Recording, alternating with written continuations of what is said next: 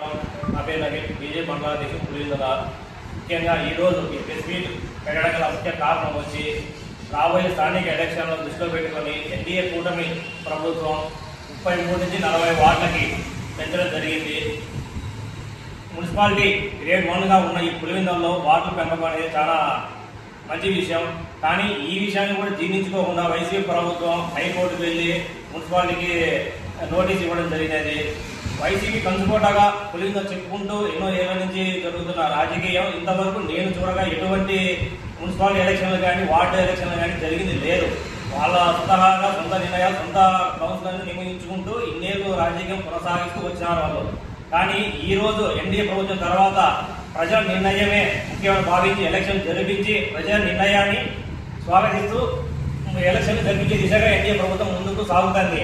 ఇటువంటి శుభ సూచకానికి కూడా వాళ్ళు అడ్డుకట్ట చేసే దిశగా మాజీ కౌన్సిలర్తో హైకోర్టు పిటిషన్ వేయించి మున్సిపాలిటీకి నోటీస్ ఇవ్వడం జరిగినది. ఎలక్షన్ అంటే ఎందుకు అంత భయపడుతున్నారు? ప్రజలకి గౌరవించి మీరు ఎలక్షన్ ముందుకు వస్తే ప్రజలనే ఎవరు ఉండాలి ఎవరు ఉండకూడదని వాళ్ళు నిర్ణయిస్తారు. ఇంతవరకు పులివెందుల వార్డులలో ఎవరు కౌన్సిలర్ ఉండాలని కూడా వైసీపీ ప్రభుత్వం ఎవరికి తెలియదు. అంతే రానివలసిగా వాళ్ళంతా వాళ్ళ రాజకీయాలు సొంతంగా చేసుకుంటున్నారు.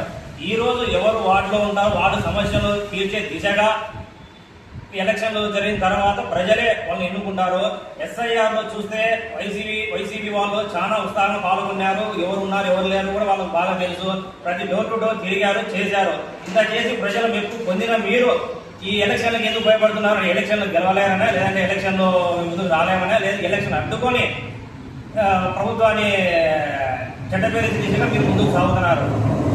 ఏదైతే రాబోయే ఎలక్షన్లు జరుగుతున్నాయో 40 వార్డులకు మీరు అంగీకరించి అలాంటి యువతకు ఛాన్స్ వచ్చే విధంగా ఎన్డీఏ ప్రభుత్వం యువతను ముందుకు తీసుకెళ్లే దిశగా సాగుతుంది. కాబట్టి ఇటువంటి మంచి కార్యక్రమాన్ని అడ్డుకునే దిశగా మీరు సాగండి.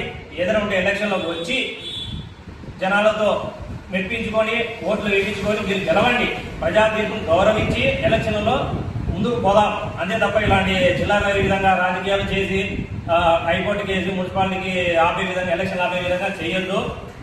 ఇది మన అభివృద్ధికి ముందుకు సాగే దిశగా గ్రేడ్ 1 మున్సిపాలిటీలో ఉన్నాం కాబట్టి మనందరం ముందుకు సాగుదాం. ఏం వార్డు పెంచడం వల్ల వచ్చే నష్టమేం లేదు. మహా అంటే ఆ పక్క సందు ఈ పక్క సందులు మాత్రం మాట్లాడి కూతురు ఓటేసే విధంగా వాడతారు అంతే. అంతకుమించి ఏముండదు. ఏదైనా సరే ఎలక్షన్లకు రండి. ఎలక్షన్ ప్రజా తీర్పును స్వాగతిద్దాం. ప్రజలే నిర్ణయిస్తారు ఎవరు ఉండాలి ఎవరు ఉండకూడదు అనేది. వాళ్ళకి గౌరవం ఇచ్చి ఎలక్షన్ జరిపిద్దాం. కూటమి ధర్మం అయితే ఇదే. వైసీపీ ధర్మం అయితే ఎలక్షన్ ఆపాలి, రౌడీ రాజకీయం చేయాలనే దిశగా వాళ్ళు పోతున్నారు. మీ ఎన్ని చేసినా కూడా ఎలక్షన్లు ఆగవు. 40 వార్డుల్లో ఖచ్చితంగా పోటీ చేస్తాం. ఎన్డీఏ ప్రభుత్వం ఖచ్చితంగా గెలిచి తీరుతుంది.